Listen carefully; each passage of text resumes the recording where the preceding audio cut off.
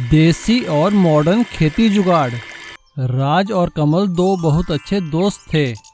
वे दोनों शहर में एक हाइड्रो इंजीनियरिंग कॉलेज में पढ़ा करते थे।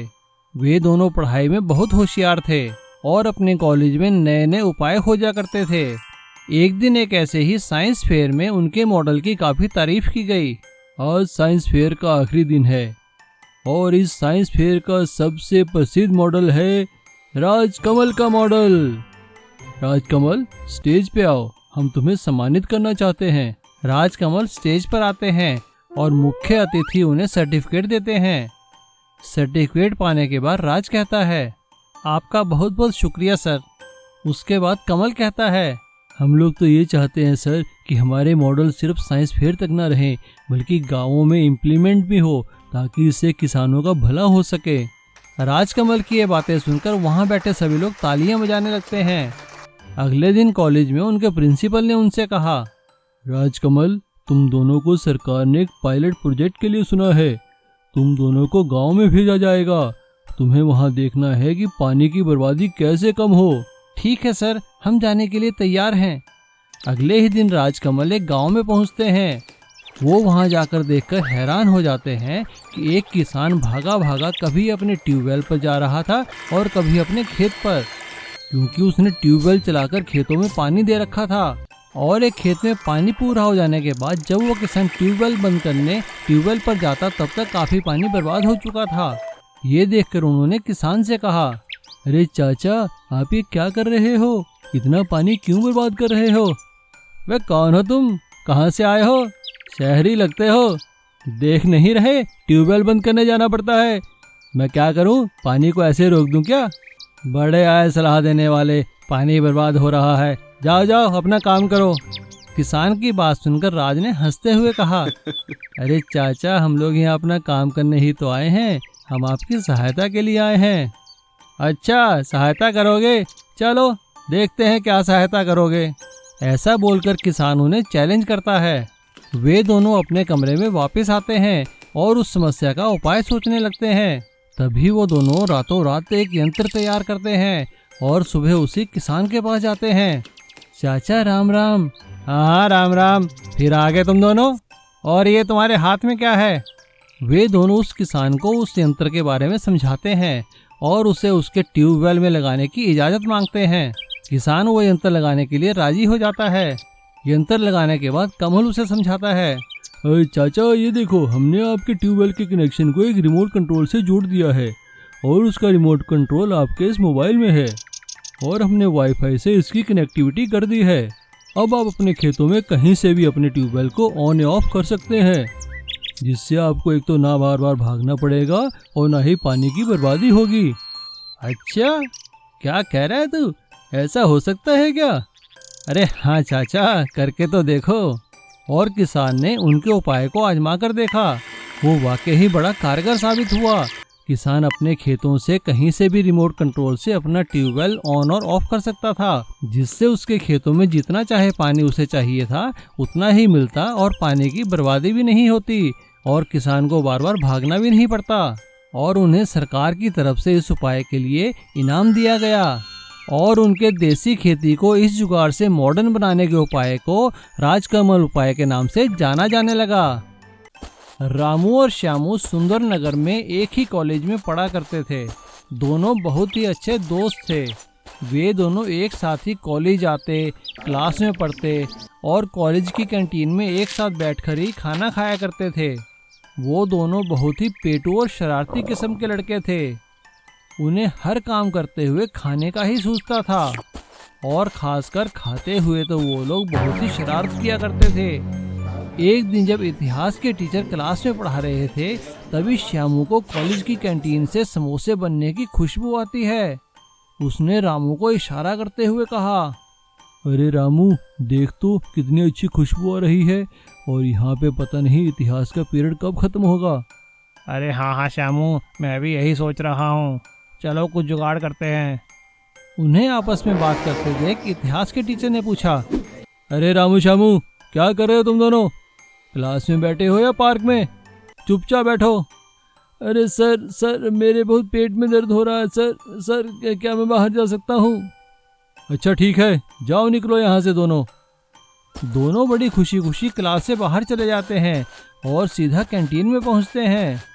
कैंटीन के मालिक जगतार उन्हें देखकर बहुत दुखी हो जाते हैं और अपने कारीगर से कहते हैं, अरे छोटू, आ गए दोनों भुक्खड़, देख तो क्या खाएंगे ये। रामू और श्यामू समोसे खाने के लिए मांगते हैं और देखते ही देखते वो काफ़ी सारे समोसे चट कर जाते हैं और वहाँ बाकी खड़े लोग सभी उन्हें देखते रहते हैं। तभी एक लड़का जगतार से कहता है, अरे चाचा, क्या करते हो आप भी, आज भी ये दोनों सारे समोसे खा गए। अरे बेटा, मैं तो इनसे खुद दुखी हूँ, क्या करूँ। तभी वो लड़का जगतार के कान में कुछ बात कहता है, हाँ हाँ, ये ठीक रहेगा, कल ऐसा ही करूँगा। अगले दिन जैसे ही रामू श्यामू कैंटीन में आते हैं तो वो देखकर हैरान हो जाते हैं कि एक टेबल पर नूडल के भरे भरे 2 बाउल पड़े थे। अरे चाचा, ये क्या है चुनौती, हमें भी बताओ। अरे आओ आओ बेटा, खास लगता है तुम दोनों के लिए ही है। अरे भाई, जो ये 2 नूडल के बाउल 2 मिनट में खा जाएगा उसे मैं पूरे साल भर कैंटीन में मुफ्त खाना खिलाऊंगा। ये सुनकर वो दोनों बहुत खुश हो जाते हैं। अरे चाचा, बस इतनी सी बात, और अगर नहीं खा पाए तो? अरे भाई, तो क्या, तो उन्हें साल भर के पैसे देने होंगे। रामू और श्यामू एक दूसरे को देखते हैं और चुनौती स्वीकार करने के लिए हाँ कर देते हैं। लेकिन जैसे ही रामू श्यामू नूडल्स खाने लगते हैं वो देखकर हैरान हो जाते हैं कि नूडल्स के नीचे तो काफ़ी सारी मिर्च वाले नूडल भरे हुए थे। वो दोनों मिर्च लगने के कारण चिल्लाने लगते हैं, अरे हाय हाय, मर गया, इतनी मिर्च, हाय को पानी पीने को दो, हाँ हाँ पानी दो भाई, अरे जल्दी पानी दो। तभी कैंटीन मालिक जगतार कहता है, अरे छोटू, दे इनको पानी दे और साथ में 1 गिलास दूध का भी दे। और हाँ बेटा, तुम्हारे 2 मिनट हो गए पूरे और नूडल रह गए अभी अधूरे।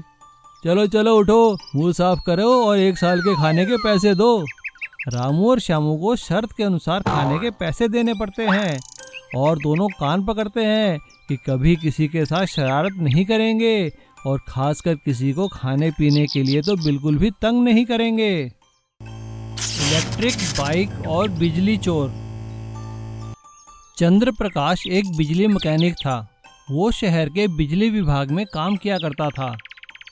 वो अपने आप को बहुत ही होशियार समझता था।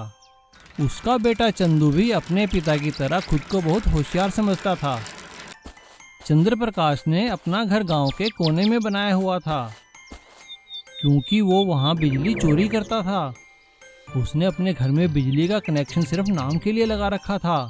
उसने गांव के कोने में अपने घर के पास बने बिजली के ट्रांसफार्मर से गैर कानूनी ढंग से बिजली लगा रखी थी। उसके घर के सारे उपकरण उसी बिजली से चलते थे। एक दिन जब वो काम से घर वापस लौटा तो उसने अपनी पत्नी से कहा, अरे विमला, ये एसी क्यों बंद किया है भाई, इतनी गर्मी है, एसी चलाओ। उसकी बात सुनकर उसकी बीवी विमला ने कहा, अरे अगर एसी चलाऊंगी तो बिजली का बिल कौन भरेगा? हाँ। अपनी बीवी की बात सुनकर चंद्र प्रकाश ने हंसते हुए कहा, अरे मेरी भोली विमला, बिजली के बिल की चिंता तुम मत करो।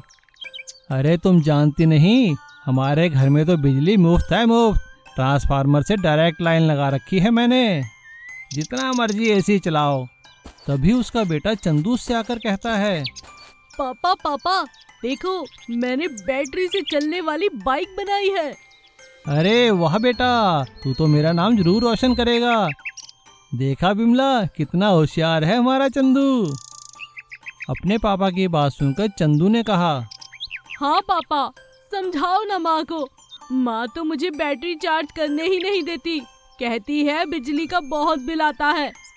चंदू की बात सुनकर चंद्र प्रकाश ने अपनी बीवी को डांटते हुए कहा, अरे क्यों रोकती हो बच्चे को, इतना होशियार है, बैटरी से चलने वाली बाइक बनाई है, चार्ज करने दो, इसे कौन सा बिजली का बिल भरना है। चला बेटा, मेरे साथ आ, मैं तुझे सिखाता हूँ कि कैसे बैटरी चार्ज करनी है, वो भी बिना पैसे के।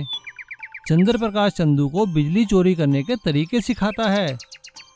उसकी बीवी उसे बहुत टोकती है लेकिन वो नहीं मानता। अब चंद्र प्रकाश की तरह चंदू भी बिजली चोरी करना सीख चुका था। एक दिन चंदू अपने दोस्तों के साथ अपनी बैटरी वाली बाइक लेकर दूसरे गांव गया, जहां पर उसकी बाइक की चार्जिंग खत्म हो गई। तो उसके दोस्त ने उससे कहा, अरे चंदू, अब घर कैसे जाएंगे? अरे दोस्त, तू फिक्र क्यों करता है, अब देखना कैसे मैं खंबे से बैटरी चार्ज करूंगा।